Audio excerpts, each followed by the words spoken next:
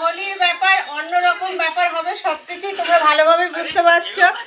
আমি এই যে দেখো আমার লুকটা দেখো শুধু বন্ধুরা, রঙে রঙে ভরা। এখানে রান্না হয়েছে চিকেন না সরি মটন রান্না হয়েছে, মটন ডাল, মাছের ঝাল খাওয়া হয়ে গেছে, একটু আছে। আর এখানে আছে বড়া, আর শ্বশুর মশাইয়ের জন্য ভাত বাড়ছে, আমার শ্বশুর মশাইয়ের জন্য। এই যে আমার শ্বশুর মশাইকে নিশ্চয়ই তোমরা দেখেছো, এই যে হ্যাঁ লাল লাল মটন। এই যে দেখো বন্ধুরা, এই যে তো তোমরা কে কি করছো অবশ্য করে জানো। আর ননদ এসছে, নন্দা এসছে আমার বাড়ি, মেয়ে জামাই এসছে বলো। তারপর এই যে আমার হাজবেন্ড দেখো, মানে তোমাদের দাদা ভাই দেখো কি সেজেছে দেখো। এই যে দেখো একটু লুকটা দেখো তোমার দাদা ভাই আজকে।